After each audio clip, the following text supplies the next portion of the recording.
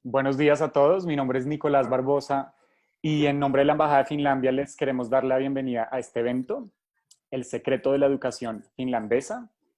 Esta charla hace parte de una serie de webinarios que la Embajada de Finlandia ha venido organizando de la mano de varios aliados, eventos enfocados en temas de educación, que es un campo por el cual Finlandia es reconocida como líder a nivel mundial de muchas de las metodologías que allí se han implementado con mucho éxito, metodologías de las cuales hablaremos hoy.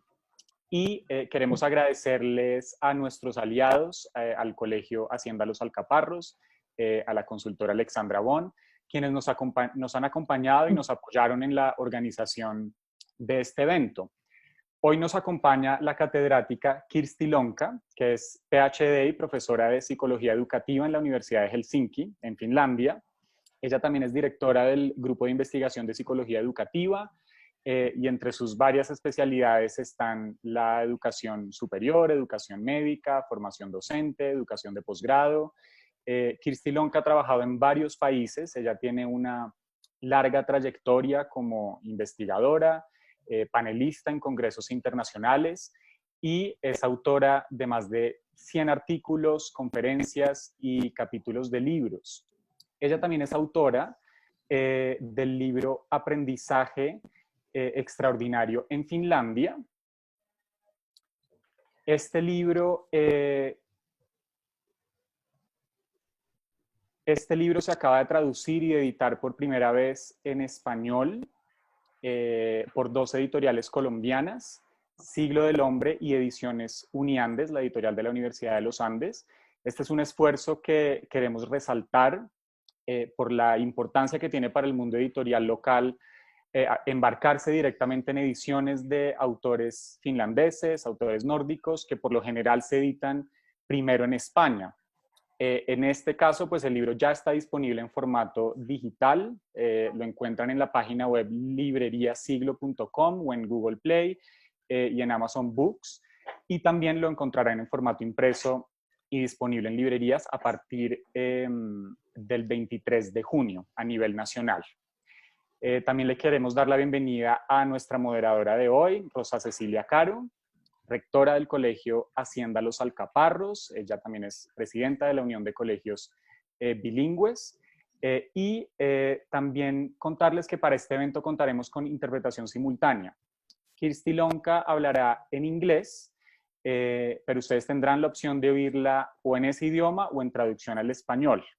Si lo están haciendo, si están viendo este evento desde un celular, simplemente deben hacer clic en el icono de 3 puntos que tienen en la parte inferior derecha de las pantallas de su celular, luego seleccionar la opción Interpretación de idiomas, luego la opción Español y por último el botón de finalizado en la parte superior derecha, como lo están viendo en este video.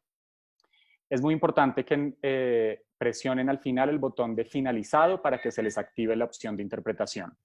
Si lo están haciendo desde un computador, deben hacer clic simplemente en el módulo de interpretación, que lo encuentran también en la barra de control de Zoom, en la parte inferior derecha.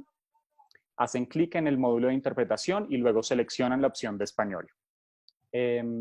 También los queremos invitar a que nos envíen todas sus preguntas en la sección de preguntas y respuestas de Zoom. También la encuentran en la parte inferior de la pantalla. Y nosotros al final vamos a dejar una parte del evento reservada para responder las preguntas que alcancemos. No hay necesidad de que esperen hasta el final para hacerlas. Las pueden ir enviando a lo largo del evento y nosotros estaremos organizándolas para pasarlas a las panelistas en la última parte del webinar. Así que muchísimas gracias a todos ustedes por acompañarnos y les cedo la palabra a nuestra moderadora Rosa. Bueno, buenos días a todos y buenas tardes a la doctora Kirsti Lonka, que está en su casa en las horas de la tarde. Pues en primer lugar quiero expresar pues el honor que siento de compartir este espacio con la doctora Kirsti y además expresar mi agradecimiento a la embajada por haber pensado en nosotros para acompañar esta interesante conversación.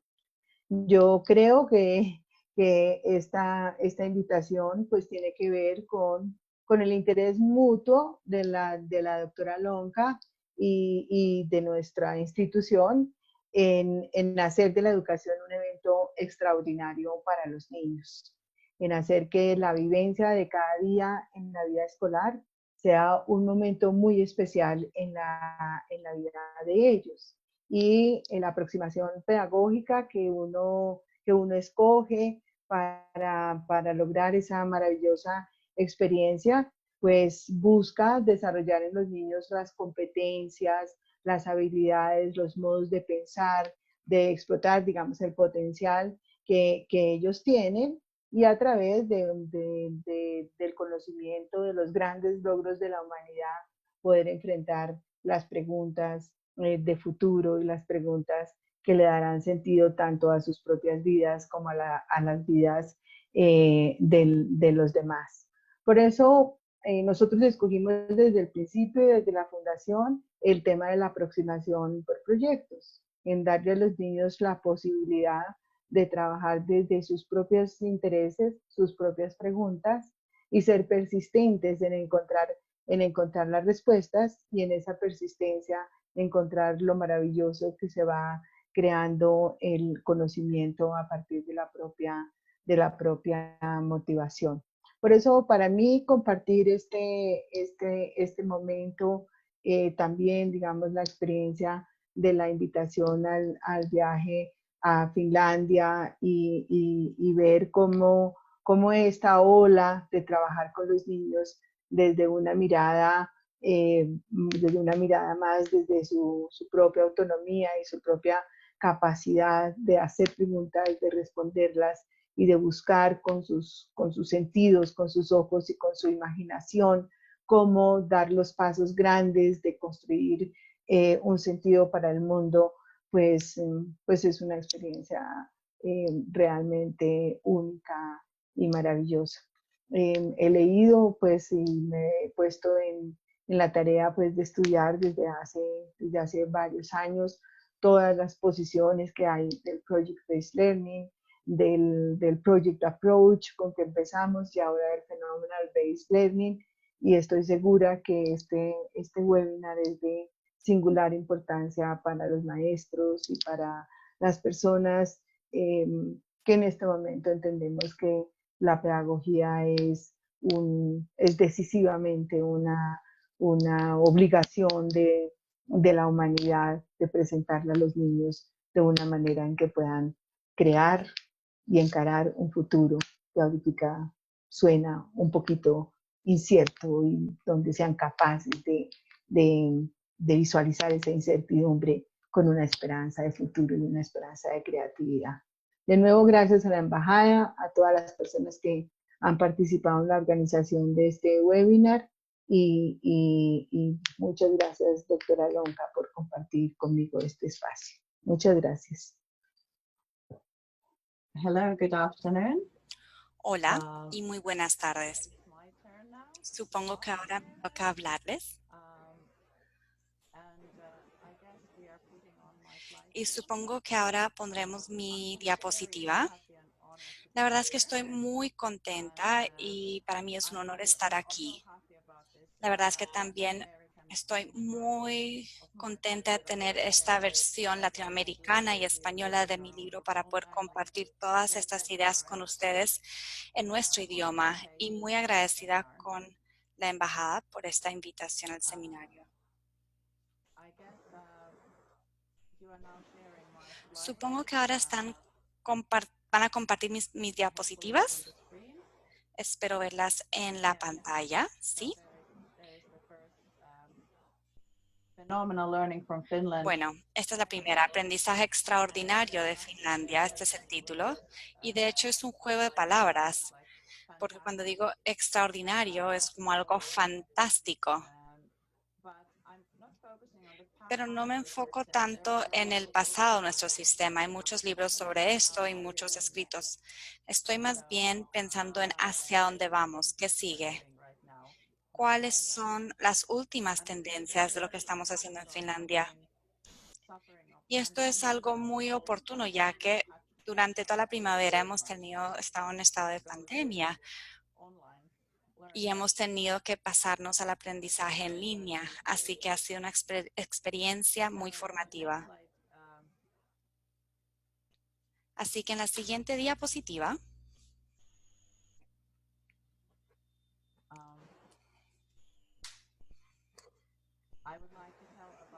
me gustaría hablarles de los 7 milagros de la educación finlandesa.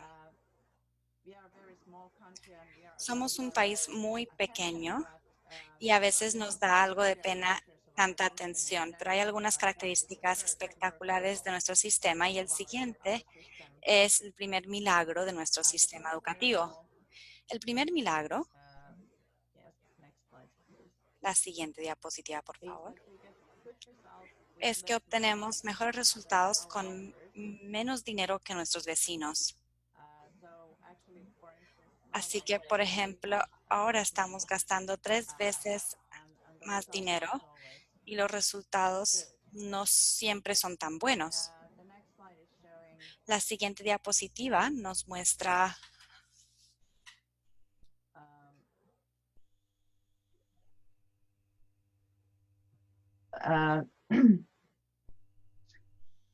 that we are actually having quite good que de hecho estamos teniendo bastantes buenos resultados formativos, a pesar de que solamente trabajamos de 9 a.m. a 4 p.m., 5 días de la semana. Mientras que en Asia Oriental también les va muy bien, están trabajando de 9 a 9, 6 días a la semana. Y esto es mucho para alumnos jóvenes, así que si pensamos que nuestros pequeños solo trabajan de 9 a 1 o 12 y tienen mucho espacio para el juego. En la siguiente diapositiva nos habla el milagro número 3. and we only start our school at the Solo comenzamos el colegio a los 7 años y antes de eso, la forma principal de aprender era con el juego libre. Claro está que está guiado por educadores, todos con muy buena formación, pero nosotros valoramos la niñez de nuestros niños y no vemos que poner niños de 3 o 4 años enfrente a un pupitre sea buena idea. En la siguiente diapositiva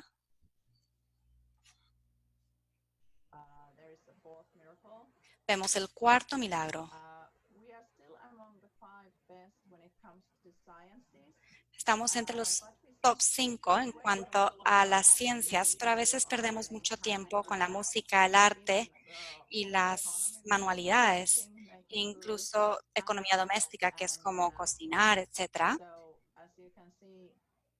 Así que, como pueden observar aquí, hay 2 pequeños países.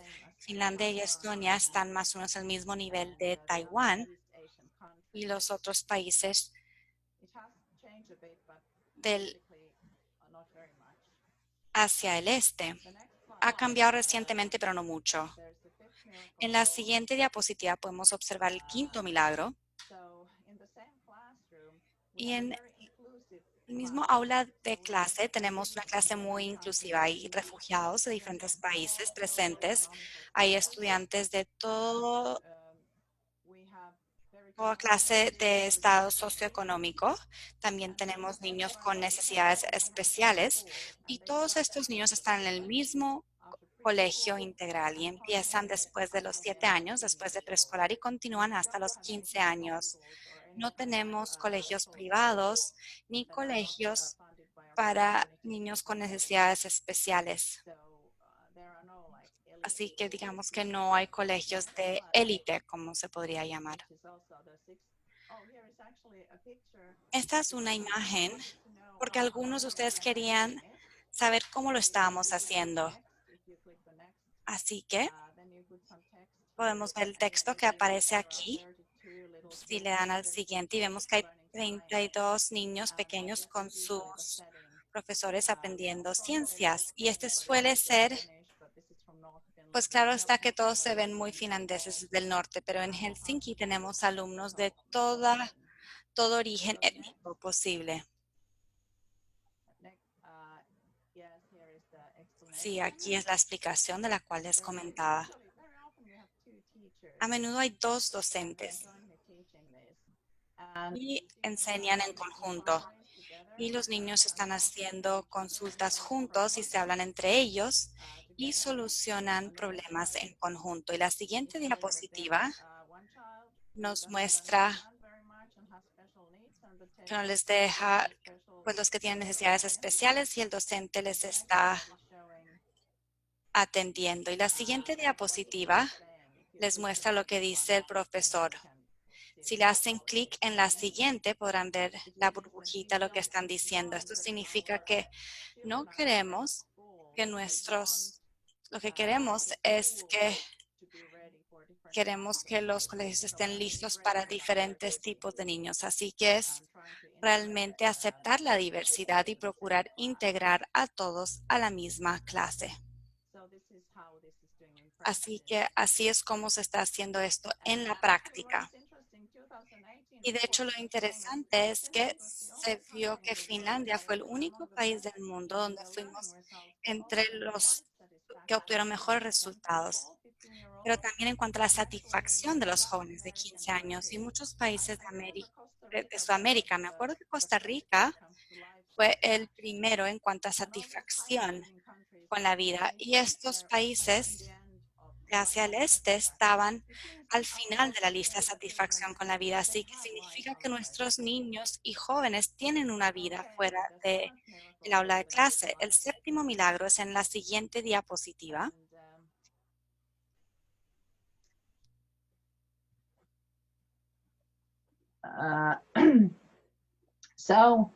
But simultaneously, we've had a lot of challenges recently. Simultáneamente hemos enfrentado muchos desafíos recientemente, digitalmente en especial. Ahora digamos que se volvió un tema de mucha urgencia durante la pandemia, pero también hay refugiados desde el año 2015 que llegaron de Siria y otros países. Y también estaban recortando los fondos y todo pasaba al tiempo de que estábamos presentando este nuevo currículo nacional, del cual les voy a comentar ahora. Así que ha sido un tiempo muy estresante para nuestros educadores, como se imaginarán. Pero en la siguiente diapositiva pueden observar que está esta pregunta de que si estos docentes son magos, pero pues no lo son. En la siguiente diapositiva vemos From Science al Magazine. docente de la revista Science, y la idea es que si seleccionamos a los mejores estudiantes para volverse docentes y los formamos bien. Yo he estado formando educadores desde el año 2005, desde la Universidad de Helsinki, y estoy enseñando a todos estos futuros docentes, desde la educación temprana hasta secundaria. Así que enfatizamos mucho la psicología del aprender. Estamos invirtiéndole mucho a los educadores y damos mucha confianza, son muy autónomos en su trabajo. Nadie va a ir a su aula de clase a decirles qué hacer. Generalmente confiamos en que nuestros docentes van a hacer su trabajo bien. En la siguiente diapositiva.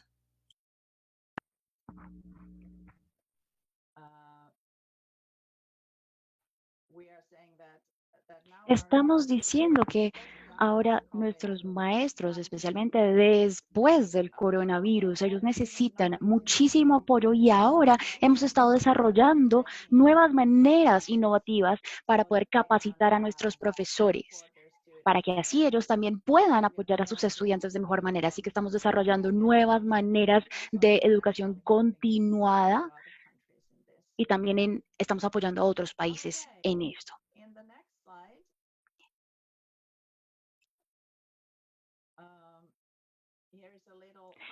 Aquí tenemos un breve resumen de algunos de los principios de nuestro sistema. Entonces tenemos profesores que son autónomos, también días escolares más cortos y vacaciones más largas. Por ejemplo, ahora las vacaciones, ya estamos en temporada de vacaciones y básicamente no tenemos tampoco casi ninguna prueba estandarizada para nuestros estudiantes hasta los 18 años y el colegio, la escuela realmente comienza desde la edad de los 7 años y en preescolar entre los 3 a 6 años. Y ahora tenemos esta nueva reforma desde el año 2016 en los planes de estudio nacionales.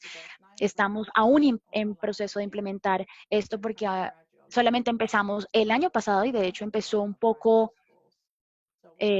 una etapa desde de los años de la escuela primaria. Así que estamos en una etapa inicial de implementar este nuevo sistema. La siguiente diapositiva muestra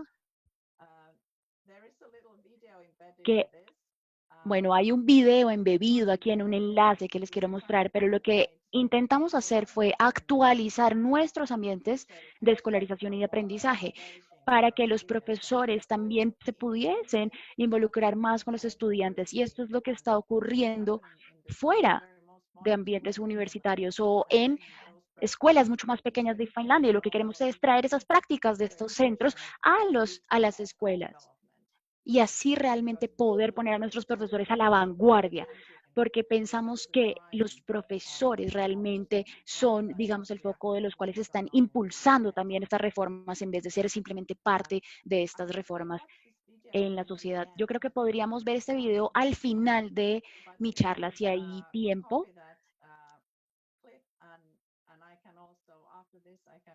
Lo que sugiero es que también puedan copiar el enlace de este video y yo también lo puedo incluso trinar en mi cuenta de Twitter para que ustedes la puedan ver.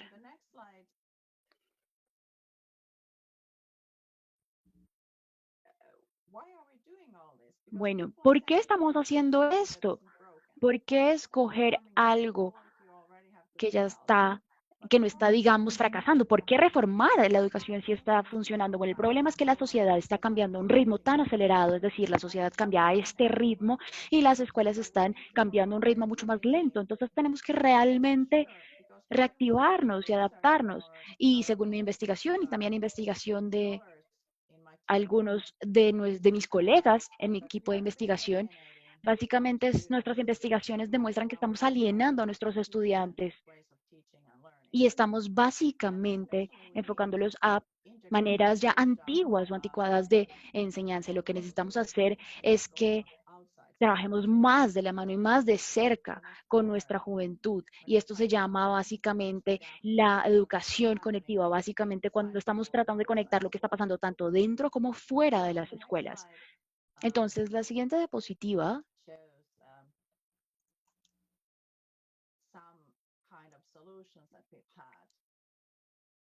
demuestra algunas de las soluciones que hemos obtenido. Bueno, entonces, ¿qué está ocurriendo? En primer lugar, implementamos este aprendizaje basado en fenómenos, del cual hablaré más a fondo en unos minutos, y también las habilidades necesarias para el siglo XXI. Estonia y Finlandia ya tienen una codificación, especialmente en la escuela primaria. Entonces estamos enseñando a programar, codificación, inteligencia artificial, robótica y el STEAM. Esta es una sigla en inglés que representa ciencia. No sé si ustedes tengan esto en Latinoamérica. Esta sigla representa ciencia, tecnología, ingeniería, arte y matemática como asignaturas. Básicamente es enseñar estas habilidades que se necesitan en el siglo XXI, en el cual estas asignaturas, como ya dije, ciencia, tecnología, ingeniería, arte y matemática, se integran e incluso poder capacitar a las personas para que piensen realmente fuera de la caja. También la revolución sociodigital, y aún estamos enseñando artes, habilidades manuales, música, todas estas habilidades. Y son parte de nuestro currículo obligatorio. También estamos fomentando la innovación y la creatividad de nuestros niños y niñas. Y bueno, con la interrupción de la pandemia actual, en esta primavera. Por ejemplo, mi esposo es un profesor de escuela y vamos y básicamente ambos, bueno, yo soy profesora en la universidad, yo le enseño a estudiantes universitarios y él le enseña a estudiantes de sexto grado o primero de bachillerato y básicamente tenemos agendas muy demandantes en esta enseñanza en línea y todo esto hace parte de esto. Aquí en esta diapositiva estoy presentando lo que hemos estado investigando con mi grupo investigativo. Nos preguntamos cuáles son esas prácticas de los que llamamos esa generación de los nativos digitales. Son, bueno, tenemos en cuenta las tareas múltiples, el leer desde pantalla, por ejemplo, si uno está cambiando de tarea a tarea, es una de las problemáticas. Leer desde la pantalla, chatear, como acabo de ver. Por ejemplo, acabo de ver que hay una pregunta en el chat, pero yo no puedo hacer tareas múltiples en este momento, entonces no puedo responder esa pregunta. También las prácticas que hemos visto son los juegos, la participación en juegos virtuales, en redes sociodigitales, que están siempre en línea e incluso en un exceso de horas, pero nuestras investigaciones muestran que menos del 10% de los niños, incluso en Finlandia, pues están un poco adictos o más bien tienen un comportamiento compulsivo hacia los aparatos, hacia el uso de aparatos móviles, creando una dependencia, aunque sabemos y reconocemos que estos aparatos se pueden volver o son herramientas significativas.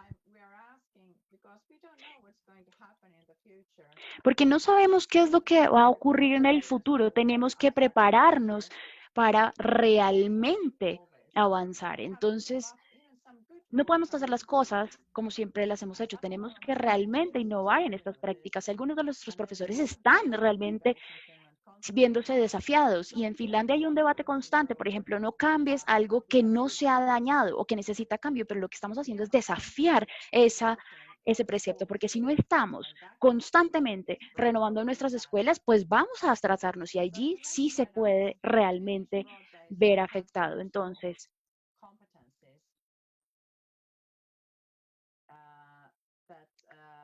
aquí hay una lista de aptitudes finlandesas de amplio alcance y aquí, de hecho, podemos brindarles, hemos desarrollado una herramienta para ver cómo, para poder ver en qué nivel están las escuelas. Y esta herramienta viene de nuestro Consejo Nacional de Educación.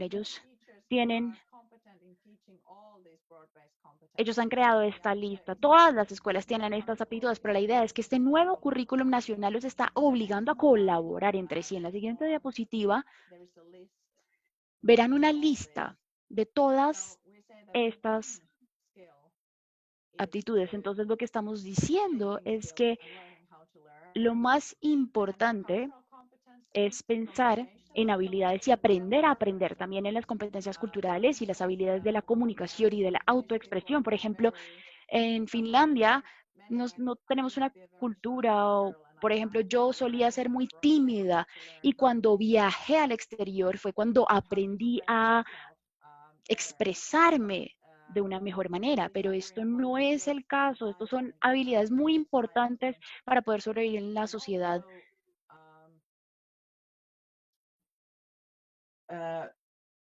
Multiliteracy.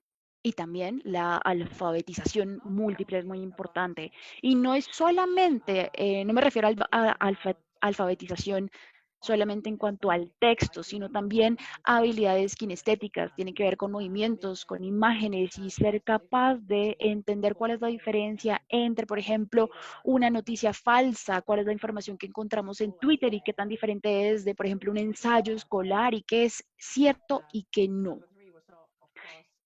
Y, por supuesto, habilidades o aptitudes de autocuidado y de habilidades cotidianas, como por ejemplo la gestión del tiempo, poder establecerse horarios sanos de descanso. También algunas personas realmente no desarrollan o no han desarrollado estas. También las competencias TIC, que ya las mencioné, pero no se trata solamente de jugar juegos, sino como también crear juegos, cómo podemos escribir estos juegos y crearlos a partir del código de programación.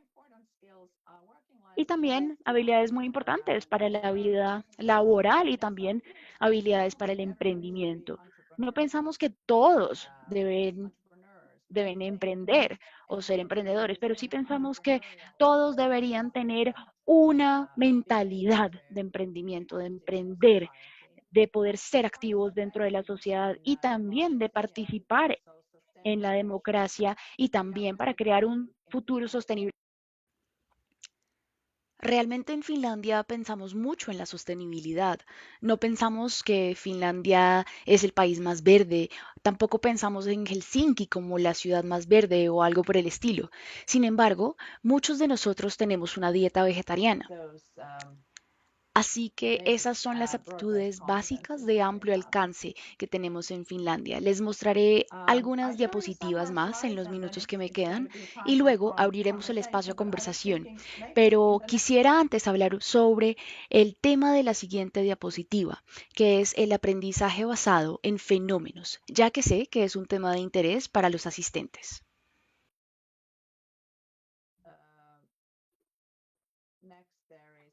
Así que en la siguiente diapositiva,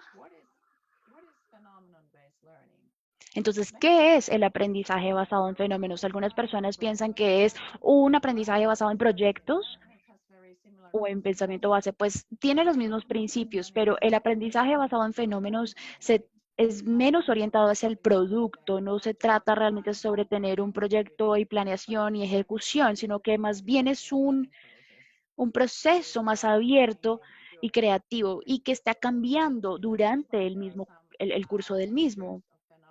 Algunos profesores,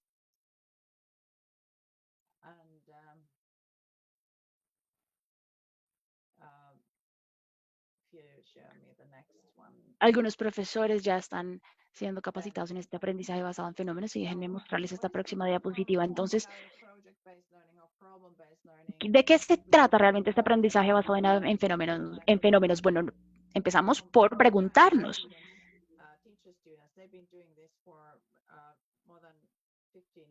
sobre los fenómenos mismos. Hay profesores que ya lo hacen hace 15 años antes de que se volviera más popular.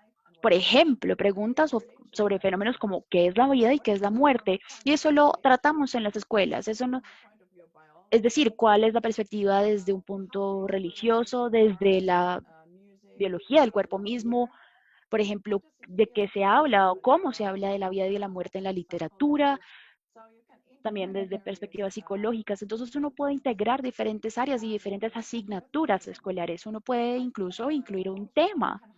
Por ejemplo, la escuela puede tener un tema de mayor alcance y, por ejemplo, el tema más general puede ser cómo se puede ayudar al planeta. La idea es que en procesos de resolución de problemas se pueda definir ese problema. Así que el profesor no está realmente haciendo ese proceso, sino más bien el estudiante dice, ok, el tema es ayudar al planeta, pero nos gustaría abordarlo o analizar el fenómeno de la energía.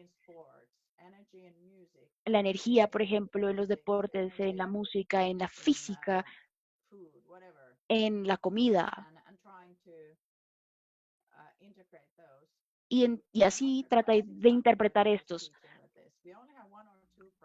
Tenemos solamente 1 o 2 proyectos por año en este nuevo currículo y están basados en fenómenos, pero en algunas otras comunidades, por ejemplo, puede darse desde una perspectiva más interdisciplinaria. A veces se parece mucho a el método STEM, es la sigla en español.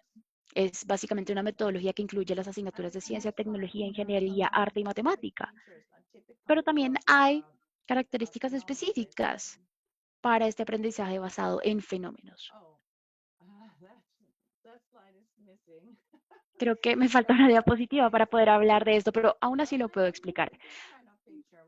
Bueno, tal vez, bueno, con estas imágenes que mostramos, creo que yo puedo usar esta diapositiva, porque en el lado izquierdo ustedes verán, se ve el mundo que nosotros, tal vez de mi generación, vivimos cuando nosotros fuimos a las escuelas. Es decir, era un sistema centrado en los profesores, era básicamente un sistema en el cual nos estamos sentando más aisladamente, individualmente, en nuestras oficinas. Y a la derecha vemos en donde vemos un grupo de personas, de estudiantes, que no solamente están trabajando en equipo, sino que también hay personas de diferentes culturas. Es un diseño holístico. El punto de inicio es una curiosidad. Y allí es donde se están desarrollando estas aptitudes. Y estas aptitudes a veces son muy difíciles de poder integrar a ambientes enfocados o centrados en los profesores. Y estos procesos que demuestran las imágenes de la derecha son mucho más colaborativos en vez de simplemente aprender hechos o información a partir de textos escolares. Así que son dos diferentes tipos de educación y sé que habrá preguntas sobre estas y las responderé. En la siguiente diapositiva, también hemos hablado sobre cómo hemos cambiado los ambientes físicos del aprendizaje. Esta foto era de mi abuelo, de cuando él fue al colegio o escuela. Miren esta imagen y ahora miren esta siguiente. Por favor, hagan clic a la siguiente diapositiva. Estos son, yo creo que los diseños de muchas clases alrededor del mundo. Yo he viajado mucho a África, también a Taiwán y en Asia Oriental,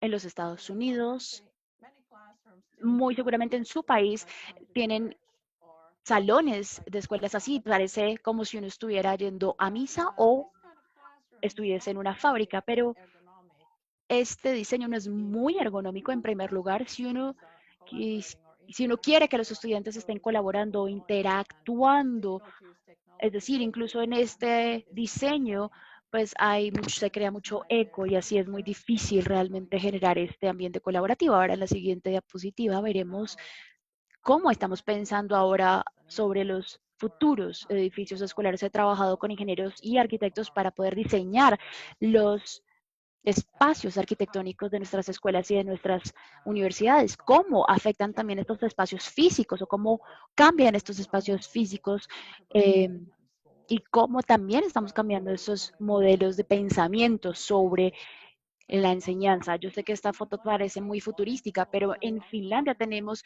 escuelas modernas y ultramodernas, pero también tenemos colegios y escuelas que aún se ven como las imágenes que les mostré previamente. Así que hay una gama de variaciones, es decir, aquí no es el mundo ideal tampoco. Algunos salones escolares aún se ven como las fotos que les mostré anteriormente. En esta siguiente diapositiva, esta diapositiva muestra cómo podemos involucrar a nuestros estudiantes. Aquí, por ejemplo, pueden ver una foto de unos dos niños jóvenes trabajando con una persona de la tercera edad. Aquí estamos hablando sobre aprendizajes intergeneracionales, es decir, podemos aprender muchas de las prácticas de estas nuevas generaciones y muchas veces las diferentes generaciones aprenden unas de otras, así que es un aprendizaje físico, virtual, social, móvil y también mental. Estos son los espacios de aprendizaje que están en continuo cambio. Hay, por ejemplo, también maneras diferentes de motivar a los profesores a este tipo de aprendizajes. Aquí también estamos desarrollando nuevas capacitaciones de profesores en línea. Va a ser básicamente digital, es decir, no vamos a abrir nuestras universidades por los siguientes meses y también estamos desarrollando estos nuevos ambientes de capacitación de profesores para profesores alrededor del mundo, en países de África, en Corea también hemos abierto esto para los profesores de la China, incluso los profesores de la China no tienen todas las soluciones en línea, así que hay muchos aspectos culturales que se tienen que tener en cuenta para poder hacer estos cambios. Ahora, esta es básicamente la presentación que les quería compartir y me da mucha curiosidad saber qué piensan ustedes. Si quisiera mirar el chat para poder ver las preguntas, tengo un muy buen equipo de moderadores aquí conmigo. Tengo a Nina para poder mediar. Nina, ¿qué eres para poder mediar discusión. Yes, there are very good questions already in English, but maybe I just focus on you picking Hay up. bastantes preguntas que ya están en inglés, pero tal vez las que están en español me pueden ayudar y haré lo mejor que pueda para poder responderlas. Muchísimas gracias por su interés. Muchas gracias, doctora Lonka. Oír su postura frente a toda la manera como tan sencilla en que expone el milagro y lo extraordinario de la educación en Finlandia y sus propias ideas acerca de lo que es el aprendizaje. Muchísimas gracias. Tenemos muy importantes preguntas del público. Las preguntas se dividen como en tres grandes corrientes. Una que quiere, digamos, por ir un poquito más al fondo en los temas que tienen que ver con el phenomenal based learning en sí, en que si usted pudiera profundizar un poquito, si cuando se escoge un fenómeno, hay niños multiedad, cuál es el papel del estudiante cómo se va creando, digamos, los tipos de pensamiento crítico, creativo en esa experiencia, comentar un poquito de lleno en cómo es esa vida, digamos, tan bonita que se da en el aula de clase cuando se presenta un proyecto. Okay, I have mainly been teaching, training future teachers in this, but then lots of Bueno, yo he my estado formando a futuros docentes y ahora muchos de mis alumnos son docentes y están ya ejerciendo. Así que la idea es que quizás pueda haber una temática general, pero por ejemplo, en el colegio de mi esposo eran los bosques, así que todo el colegio a nivel de primaria, niños de 7 a 12 años, todo el colegio tenía la temática de bosques. Y el docente, dentro de su aula de clase,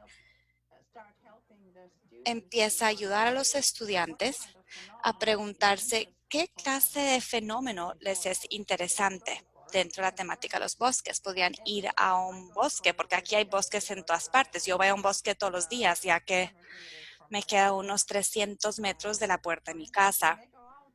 Entonces podrían salir y ver cosas y sacar fotos con su celular y grabar algo. Y después empiezan a hacerse preguntas y empieza la lluvia de ideas. Y es muy importante que los docentes estén simplemente facilitando, que no les estén diciendo qué pensar y cómo pensar, sino que, digamos, que los niños tienen curiosidad, empiezan a hacerse sus propias preguntas y empiezan a negociar cuál es el fenómeno donde quieren colaborar de forma conjunta. Y, por ejemplo, el agua podría ser una temática interesante.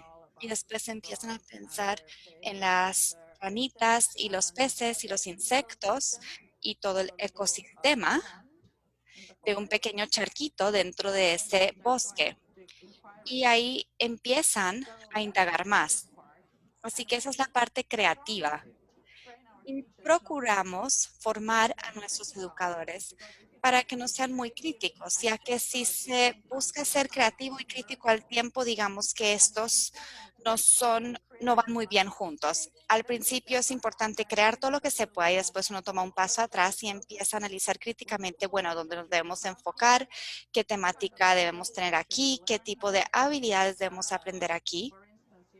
Por ejemplo, uno puede tener formación socioemocional, comunicación o, por ejemplo, futuro sostenible, la protección de la naturaleza. Y después es un proceso donde el docente y los niños o los jóvenes en conjunto pueden decidir cómo avanzar. Y es, por ende, un ciclo formativo, pero está muy basado en procesos. Claro está que hay un plazo, porque el proceso podría tomar 6 semanas y hay cierta cantidad de horas, pero también se integran otras cosas, como por ejemplo la química podría ser bueno, si estamos hablando del agua. Y después se puede integrar una temática del currículo escolar para que haya un interés por parte de los niños y puedan aprender de una forma significativa. Así que no sé si esto se puede entender bien, pero esta podría ser una forma de hacerlo. Creo que es muy importante la manera como usted lo ha explicado en este momento. El segundo tema grande que tienen las personas es la formación de los profesores. Si se necesita un profesor especial y si cómo es la preparación de un maestro para hacer el Phenomenal Based Learning. Son las preguntas, van alrededor de ese tema. Actually, that's a very tricky question. Bueno, de hecho, esa es una pregunta bastante difícil o compleja. Formamos a los educadores en 5 universidades. Somos un país muy pequeño, 5 millones de habitantes, así que solo tenemos 5 universidades donde formamos a docentes para K12.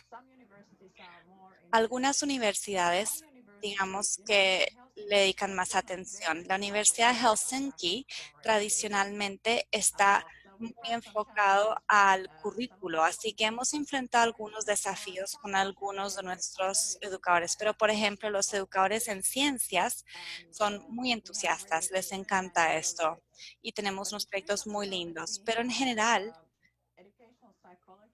tenemos una charla, una conferencia de psicología educativa y después podemos pasar la didáctica para el aprendizaje de proyectos y después para las artes. Los formadores están especializados en artes y manualidades y la música, así que según el componente que esté involucrado, los estudiantes pueden enfocarse en diferentes temáticas y claro está que integramos los dispositivos digitales en gran manera para mayor colaboración. Pero digamos que varía. Se puede imaginar que en un instituto más conservador pueden haber algunos colegas mayores que tal vez no sean tan entusiastas al realizar este proceso, pero hay otros educadores que sí realizan este proceso para todos. Class teacher program. Que entiendo que esa es una de sus especialidades, la formación de profesores y que esa es una actividad muy importante en su vida, todo lo que tiene que ver con la formación de maestros. El tercer grupo de personas, ahora han salido muchas más preguntas, pero el tercer grupo de personas está muy interesado en los temas que tienen que ver con digamos, con todo lo que tiene que ver con tecnología y la mente, Yeah. la mente digital. Las preguntas vienen desde digamos, qué porcentaje de importancia le atribuye usted a que Finlandia sea uno de los países de más altos estándares en el tema de tecnología, por una parte, y por otra parte, el impacto que la tecnología tiene en las nuevas formas de educación, en el Phenomenal Based Learning. Y un tercer lugar, las personas se están preguntando, con la experiencia del COVID-19, si de la enseñanza durante el COVID-19, si esa manera de ver la tecnología dentro del aula de clase, qué cambios trae. Como esos tres: Finlandia tecnológica, COVID-19 y el papel de la tecnología en el Phenomenal Based Learning. Son como un buen número de preguntas que hay en el chat. Okay. That's a very urgent. Vale, bueno, esta es una pregunta muy oportuna con relación a la digitalización. Nuestros alumnos básicamente pueden hacer un proyecto basado en fenómenos sin tecnología. Pueden hacerlo sin tecnología.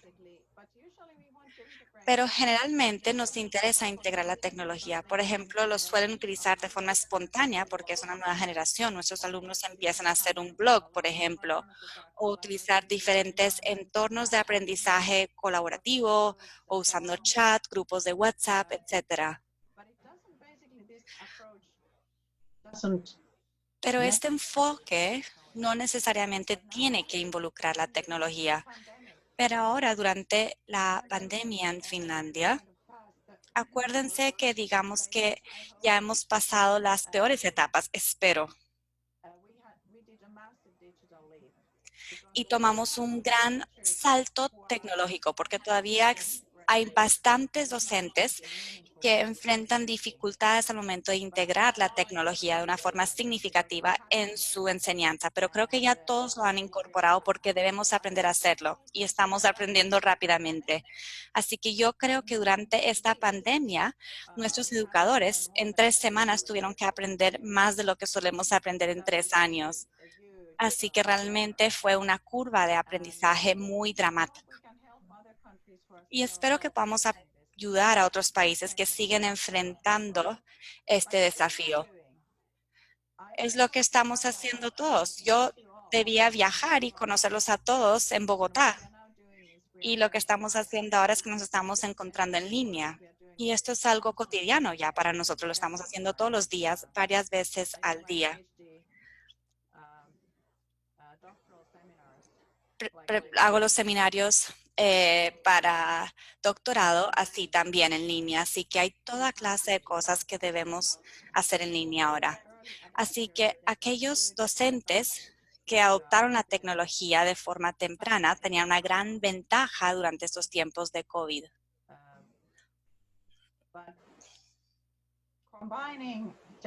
Pero si combinamos la tecnología de una forma significativa y formativa, eso ha sido realmente el desafío y creo que hemos aprendido mucho en ese sentido. Okay, thank you. Other kind of, otro tipo de preguntas que están apareciendo sobre la experiencia, digamos, que usted ha tenido en sus viajes por el mundo, qué ha visto, qué le llama la atención sobre las posibilidades de implementación del Phenomenon-Based Learning en otros países, como pues, países de Latinoamérica o países donde usted haya estado. ¿Cuál es su percepción o su opinión respecto a la posibilidad de trabajar en el Phenomenon-Based Learning en sociedades diferentes a la finlandesa? Well, I've been, for instance, now doing research. Bueno, yo creo que, por ejemplo, ahora que estaba investigando la paradoja del aprendiz chino, estábamos comparando los docentes de la China y de Finlandia. Y es muy interesante observar que necesitamos comprender las diferencias entre culturas. Pero, por ejemplo, yo estuve 3 meses en Taiwán el año pasado, los visité 3 veces, porque estaban implementando un currículo muy parecido al nuestro en Finlandia y querían aprender de nuestras experiencias. Tienen algo que se llama aprendizaje por temáticas. Toman temas de la sociedad y lo incorporan. Y también los estudiantes salen mucho afuera de las aulas de clase a aprender y incorporan el mundo exterior a sus aulas de clase. Yo he estado trabajando en África y en África algo que me gusta mucho es que las personas son mucho menos serios. Les gusta más jugar, así que es muy colorido, muy lúdico. Por ejemplo, tuvimos un proyecto en Kenia, África, y cada clase comenzaba con una oración y con baile. Así que ya están integrando la oración y el baile. Entonces, a partir de ahí se puede empezar a integrar el movimiento y la voz y el movimiento físico y cosas así. Pero, por ejemplo, el problema que tenemos con algunos países asiáticos es que están muy enfocados en el producto. Así que están siempre enfocados y preocupados en, por ejemplo, si en Finlandia decimos que tenemos un receso de 15 minutos cada hora, les decimos que los niños deberían hacer ejercicio físico, ¿no? Por 15 minutos. Y ellos están preocupados de que están perdiendo el tiempo. Digamos, son 15 minutos que no se están leyendo. Y dicen, esto es terrible, estás dañando la carrera profesional de los niños. Esos pobres niños tienen que estar estudiando día y noche. Y Corea del Sur es un ejemplo de donde los niños prácticamente no tienen una vida por fuera de su estudio. Y ahí es donde siento que es aún más importante incorporar elementos más lúdicos, más creativos a su formación, porque pasan casi toda su vida en el colegio y estudiando. Así que hay muchas variaciones en base a cultura. Sería muy interesante trabajar un proyecto como este con personas de su país. Supongo que están haciendo algo así, pero quizás le dan otro nombre. Pero nosotros creemos que siempre hay que respetar la cultura y hay que respetar a las personas y comenzar desde el contexto. Depende mucho del contexto, debe ser auténtico. Así que sería muy chévere hacer algo por ese estilo. En algunas de las preguntas son muy puntuales y muy amplias en decir, desde un punto de vista como sistémico, ¿cuáles serían las transformaciones que implica para el maestro, para el niño y para la familia entrar en un proceso de aprendizaje como el Phenomenal Based Learning? ¿Cuál sería como el rol que cada uno tendría dentro de ese proceso de trabajo en esta aproximación pedagógica? Yes, we've had sometimes a lot of problems with parents. A veces hemos enfrentado muchos problemas con los padres. Por ejemplo, a veces es un padre muy enfocado en los logros y dice, mi hijo debe ser abogado. Vamos a saltarnos todas estas tonterías y vamos a enfocarnos en los hechos, lo más importante. A menudo los padres son más conservadores porque ellos quisieran que el colegio fuera como era cuando ellos eran niños. Quizás ya se olvidaron lo aburrido que era y no se acuerdan de lo que sufrieron cuando estaban ahí sudando y preocupados, ansiosos. Pero ahora, este tiempo de pandemia ha sido chévere porque han estado en casa con sus hijos y han visto todas las tareas o asignaturas que reciben los niños y los padres han estado participando mucho más, en especial las personas muy enfocadas en su vida profesional que no suelen tener tiempo para sus hijos. En estos días han aprendido esto y creo que los padres han empezado a valorar más el colegio. Hay toda clase de padres. Hay algunos padres que son tan ambiciosos que tienen ideas de lo que es eficaz y lo que no es eficaz. Los docentes también varían mucho y los docentes en base a temática han sido los que más les ha costado adoptar esto porque están formados digamos, yo me dedico a enseñar las matemáticas o yo me dedico a enseñar la química o yo me dedico a enseñar español o inglés. Pero les cuesta pensar, por ejemplo, en Asia del Este, los docentes todavía piensan que se dedican a formar a los niños como alumnos. Y esta parte psicológica de entender cómo funciona el cerebro y la mente nos hace pensar no solamente en cómo suministramos información, sino también cómo la mente de un niño lo procesa, cómo procesa esa información y qué es lo que realmente es aprendizaje eficaz o significativo. Y aprendizaje eficaz no es que un niño se siente en una conferencia de 2 horas. Así que esa forma de ver el aprendizaje es parte de mi investigación, cómo vemos el aprendizaje y el conocimiento. Esto es un factor importante y varía mucho la realidad entre docentes y entre padres. Incluso los alumnos a veces son mucho más tradicionales. Tenido la They misma tell me- experiencia. Yeah, they tell me, why don't you lecture in a normal way? De hecho, me dicen a veces, ¿por qué no enseñas de la manera normal? La misma experiencia Y hay una pregunta aquí en el chat que hace referencia exacto a eso. Dice, esta pregunta dice, en un sistema tan flexible, porque el Phenomenal Based Learning o el Project Approach es muy flexible, en un sistema tan flexible y respetuoso de los intereses de los niños, ¿cómo se trabaja como la parte rígida, las asignaturas, el currículum, las cosas que todos los niños o todas las personas debemos saber acerca de una disciplina? ¿Cómo se hace ese balance entre lo curricular y el Phenomenal Based Learning? That is a problem in our Bueno, curriculum. eso es un problema en la estructura de nuestro currículo, porque aún hay There is so much about different subject matter goals. aún hay, digamos, metas diferentes basadas en asignaturas.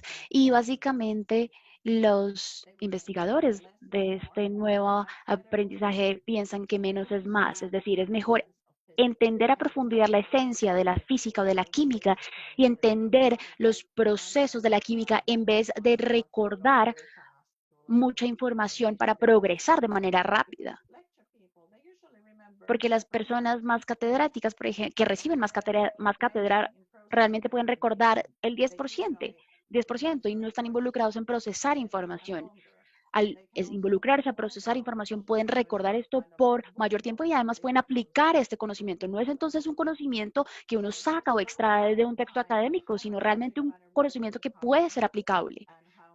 Entonces, yo creo que es una pregunta de cuánto de esa asignatura se va a cubrir y cuánto realmente podemos entender y cómo podemos contextualizar este conocimiento y usar este conocimiento fuera del ambiente escolar. Tenemos muy buenos profesores y ellos pueden ver, bueno, durante este fenómeno aprendimos esto sobre biología, esto sobre matemática, esto y lo otro sobre otras asignaturas. Y ahora, por ejemplo, hay una carencia de conocimientos sobre A y B y entonces tienen que crear un capítulo de aprendizaje para poderles enseñar esto. Así que no es, digamos, tan peligroso. Si uno no aprende algo durante este aprendizaje basado en fenómenos, por lo menos hay una curiosidad y tal vez un estudiante quiera leer libros o capítulos sobre ese tema y así profundizar su conocimiento más, digamos, enfocado en temas específicos. Si uno entiende cosas, entonces es más fácil integrar hechos o información allí, pero si uno simplemente está haciendo las cosas por el interés de los profesores o de los padres, es muy difícil recordar. Uno puede memorizar, pero se olvida. ¿Por qué? Porque ese conocimiento no se apropia, realmente es el conocimiento que viene del profesor. Gracias. ¿Hay más preguntas? Estoy tratando como de agrupar los intereses de las personas. Yeah. Hay otro grupo de personas que estaba preguntando sobre palabras que conversamos las dos, por ejemplo, el tema de los resultados, el tema de las evaluaciones, el tema de la posibilidad de saber lo que un niño va aprendiendo en el camino del desarrollo de los proyectos, si es posible y si, digamos, el Phenomenal Based Learning podría afectar ese tipo de resultados. Es como el tema de evaluación, resultados y posibilidad de evaluar un niño. Gracias.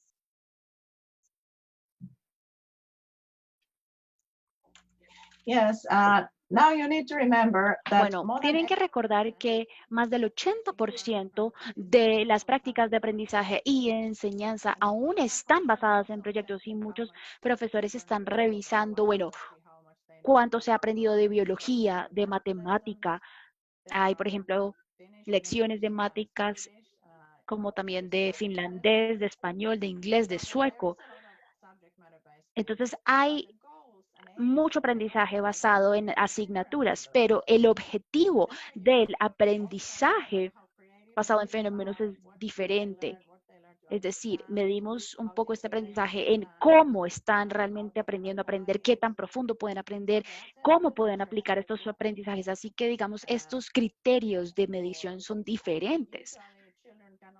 Usualmente los niños también pueden, por ejemplo, pueden hacer evaluación en parejas. En mi programa, cuando un grupo de estudiantes están haciendo esto, pues básicamente todo el mundo, todos los niños obtienen el mismo puntaje o la misma nota. Y eso también tiene efectos en el comportamiento en el comportamiento. Lo que es muy interesante aquí es que uno, digamos, por ejemplo, tenemos una escala de 1 hasta 10 y uno solo puede obtener un puntaje de 8 si uno está haciendo todo muy bien y uno está cuidándose de sí mismo y uno recuerda, digamos, toda la información de los libros y uno no molesta a nadie. Eso es un puntaje de 8, pero para poder obtener un puntaje de 10 uno también necesita poder ayudar a otros y ser compasivo, ser amable. Así que la evaluación, digamos, es realmente lo que mueve todo. Es decir, la evaluación es lo que dirige tu aprendizaje. Y si tú solamente estás midiendo detalles y hechos y detalles y hechos, estás básicamente orientado a eso. Pero si también estás midiendo, por ejemplo, habilidades de pensamiento, si también estás midiendo cómo están colaborando los estudiantes, cómo se relacionan entre ellos. Entonces, los objetivos de este aprendizaje basado en fenómenos es diferente a, por ejemplo, el aprendizaje basado en proyectos.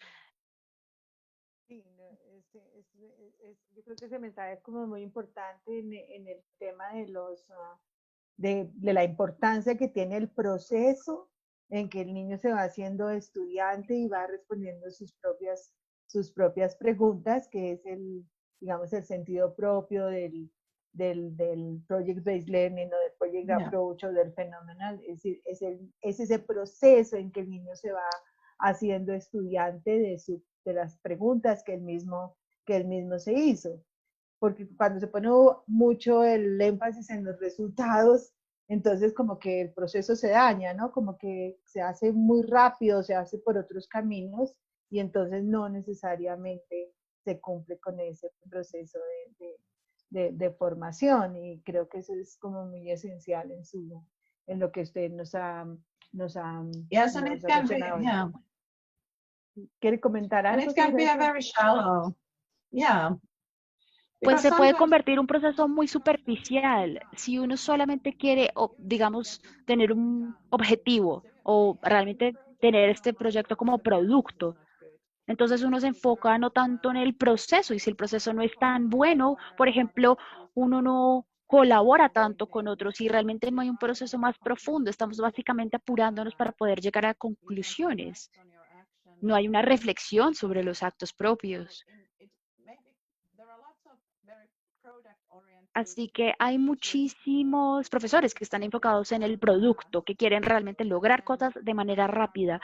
Y eso está haciéndole daño al proceso, porque si decimos que el proceso no es bueno, pues los resultados no van a ser buenos. Si hay un buen proceso de aprendizaje, pues los resultados van a ser también sostenibles. Y el aprendizaje sostenible es algo en lo que fielmente creo, porque uno pues en el aprendizaje más normal, básicamente uno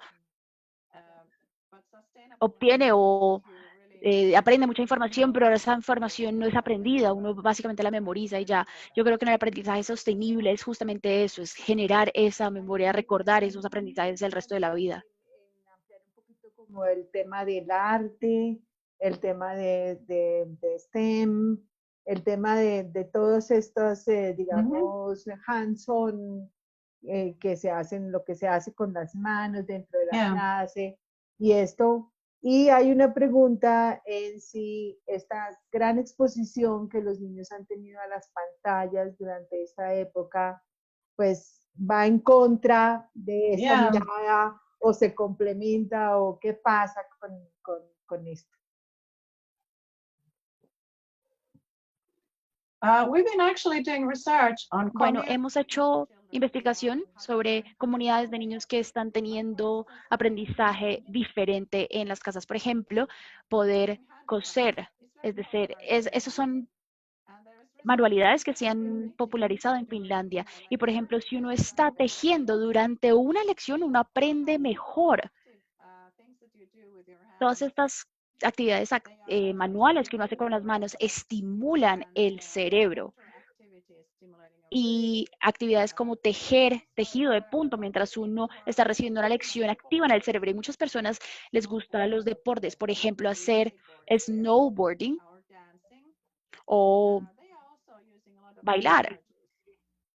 Y también están usando tecnologías al mismo tiempo. Entonces, muy frecuentemente estas actividades, no solamente las manualidades, sino también los deportes, están muy relacionadas con las tecnologías. Por ejemplo, compartir tips de tejido de punto en línea o, por ejemplo, publicar fotos en Instagram sobre cómo están aprendiendo una nueva técnica de cierto deporte.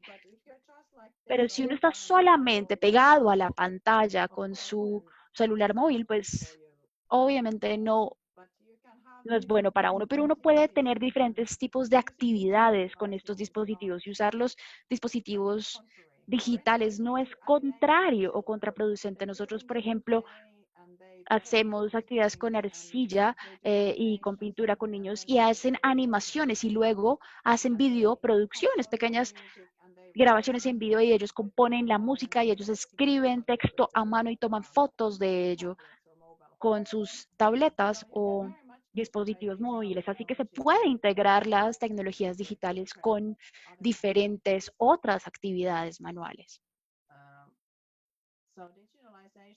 Así que la digitalización, pues no creemos que esta esté, digamos, matando, es decir, las actividades manuales están siendo más populares que nunca. En una reciente entrevista que se hizo en Francia, y tiene que ver con algunas de las preguntas del público, le preguntaron muy directamente qué cambios tenía que hacer el maestro en relación con su propia preparación como maestro, pues no, en Finlandia ya lo están haciendo a nivel universitario, pero un maestro en práctica en otro país, ¿qué cambios tendría que hacer en relación con la tecnología y en relación con la tecnología dentro de la clase y en relación con su propia enseñanza de asignatura, como profesor de asignatura? ¿Qué le propondría usted para cambiar a una persona que enseña por asignaturas? I think the first and the most important thing Creo is que lo primero y lo más importante es hacer que la enseñanza sea una actividad colaborativa. Les mostré esta foto en donde hay dos profesores en la misma clase. Esto se convierte en, y esto pues fuerza, obliga a nuestros profesores a colaborar. Y esa es la razón por la cual yo creo que eso es lo más importante, es lo que más importante es lo que más importa cambiar es cambiar esa enseñanza a profesores. Uno necesita tener no solamente un pregrado de 5 años, sino también un grado de maestría y además estudios en pedagogía. Más o menos es una and it's capacitación de unos 5 años y medio. Así que es muy importante empezar desde el primer año a cambiar esa educación de los profesores para que sea más moderna y ellos empiecen a aprender cómo usar estas tecnologías de la enseñanza de maneras más naturales y las maneras de estudiar tienen que ser muchos más autoorientadas, menos autoorientadas y más colaborativas. Y yo creo que estas perspectivas más individualizadas deben ser, pues, menos importantes. Obviamente yo tengo cátedras de muchas maneras, pero estamos tratando de integrarlas a trabajar en equipos y a trabajar colaborativamente. Por ejemplo, coescribimos nuestras investigaciones y ensayos. Entonces yo sí creo que tienen como profesores que cambiar esta perspectiva. Yo creo que esa es la esencia. Con frecuencia pues es decir, es evidente que en Finlandia hay un equilibrio, digamos, como perfecto entre estas propuestas pedagógicas y una sociedad organizada, obediente, tecnológicamente en un buen estándar. Pero eso no significa que los niños de otras partes del mundo no se hagan preguntas sobre la realidad, no quieran aprender de una manera en que su manera de hacerlo, sus propias competencias, su propia forma de resolver los problemas, no tiene que I ser think, parte importante de la clase. yeah, Ujú. I guess we need to finish quite soon, but Bueno, yo creo que tenemos que terminar pronto, pero el punto principal es que en el aprendizaje basado en fenómenos es que los niños pueden cultivar sus propios intereses.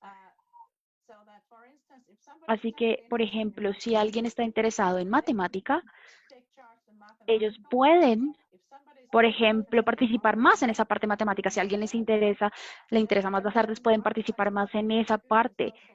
Y hay alguien del grupo que es muy bueno con las habilidades sociales y realmente de impulsar todo el proceso. La idea es que los niños puedan cultivar sus intereses en actividades que realicen, lo cual no se traduce muy fácil a cuando es un aprendizaje basado en asignaturas. ¿Cómo puedo decir esto? Creo que el aprendizaje basado en fenómenos está estructurado, pero está estructurado de una manera diferente porque no empieza desde digamos, el profesor, sino más bien desde los niños y desde las preguntas de los niños y el interés de los niños. Pero aquí tiene que ver la motivación y la curiosidad. Por ejemplo, incluso si yo tengo he investigado, hay investigación científica, mucha en español, sobre aprendizaje emocional y motivación emocional. Así que hay que también cultivar eso. Así que en países diferentes los niños están interesados en diferentes cosas, pero yo creo que niños de África, de Asia, de Latinoamérica, en Finlandia, yo creo que a todos les encanta, por ejemplo, el fútbol. O a todo el mundo le encanta el fútbol en Finlandia y ni siquiera somos buenos en jugar el fútbol. Así que yo creo que hay intereses compartidos o en común en diferentes partes del mundo. Me llama la atención que ahí en la audiencia Hay, hay varios profesores o personas que trabajan en las áreas rurales y están haciendo, Yeah. digamos, preguntas sobre cómo funcionarían las áreas rurales o qué importancia tendrían las áreas rurales o qué tipo de fenómenos, como que pudiéramos hablar un poco lejos de la ciudad o en otros ambientes, cómo funciona este phenomenal based learning. well, we actually have a problem bueno, tenemos de hecho un problema. Nuestros resultados de estudio específicamente entre niños en áreas rurales son más débiles que en las ciudades más grandes. Y yo creo que esto está ocurriendo en todo el mundo. Por ejemplo, en los Estados Unidos ocurre el mismo problema. Así que en las áreas rurales necesitamos usar las tecnologías mucho más para que los niños en las áreas rurales estén estudiando en conjunto con niños de otros colegios, para que también podamos tener prácticas de aprendizaje de enseñanza de alta calidad en áreas rurales, para que esto también tenga impactos en, por ejemplo, la educación a distancia, la inteligencia artificial. Bueno, hay muchas cosas de las cuales no he hablado en esta conferencia, pero hay muchísimas cosas que se pueden hacer. Lo último en lo que he participado es que he sido un avatar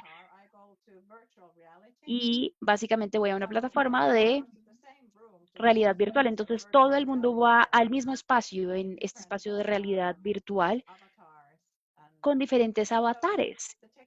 Así que la tecnología nos brindará grandes oportunidades siempre y cuando uno desarrolle también una infraestructura tecnológica. Pero las áreas rurales están llenas de actividades en las cuales uno pueda realmente trabajar más directamente con los animales, con bosques, con naturaleza. Todo tipo de actividades se pueden hacer así. Es decir, uno puede usar la naturaleza a favor de estas actividades. Bueno, sigue habiendo bastante cantidad de preguntas. En general, pues muchísimas. I'm afraid we need to have another session. Me temo que tendremos que tener otra sesión.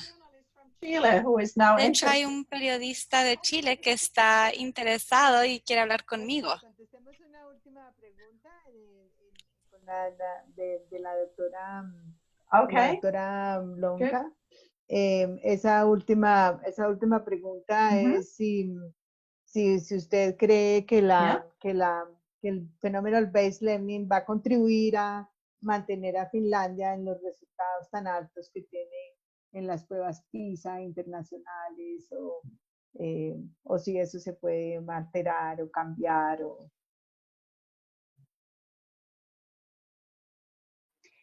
Well, there is no method or nothing.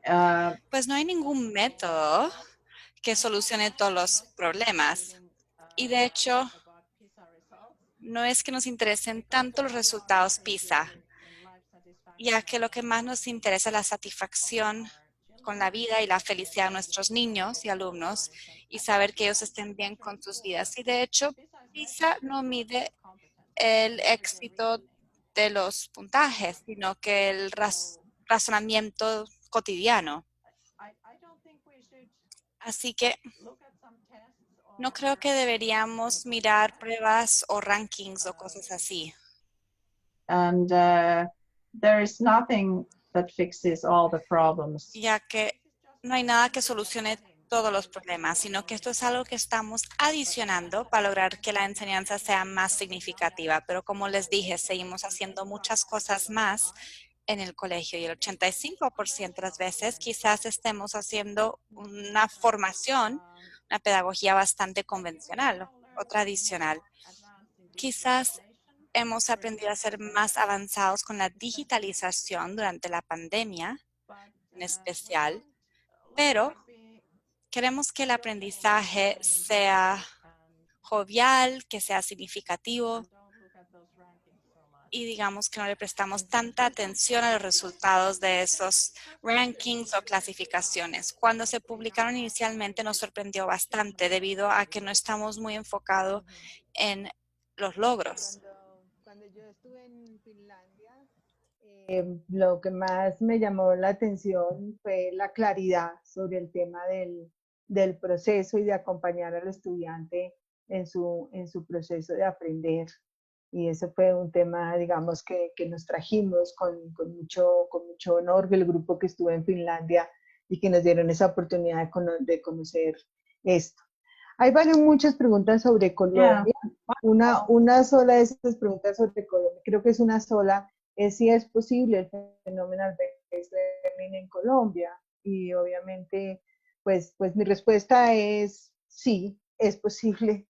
Es posible porque nosotros en la misma ley de educación se establecen los proyectos transversales y al establecerse los proyectos o los temas transversales, pues se abre un camino muy interesante para enraizar, para engramar el tema del Project-Based Learning y hacer la vida de los niños en los salones de clase realmente extraordinaria. Y segundo, que a mí me parece, pues llevamos nosotros casi 30 años trabajando en preescolar, en primaria y en escuela media y bachillerato, este tipo de pedagogías centradas en el estudiante, en un trabajo más de acompañamiento de los procesos, de las preguntas que ellos mismos se hacen y evidentemente pues los temas de los resultados no solo no se ven afectados, sino que con el tiempo se ven enriquecidos de una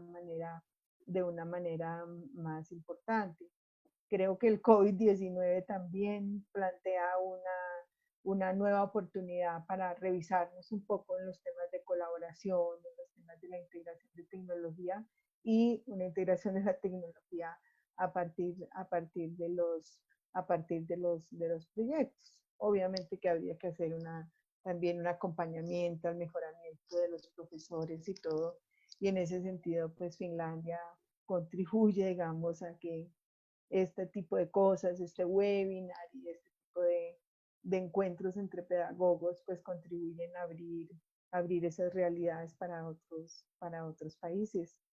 Muchísimas gracias, doctora Lonca. Para mí ha sido realmente un placer conocerla y conversar con usted. Muchas gracias. Yes. Thank you so much, and I hope we continue. Muchísimas gracias y espero que podamos continuar estas conversaciones a futuro. Espero un día poder viajar y visitar su país. Nunca he estado en Sudamérica Así que fue una gran desilusión no poder viajar, pero esto ha sido excelente. Okay, thank you. Gracias.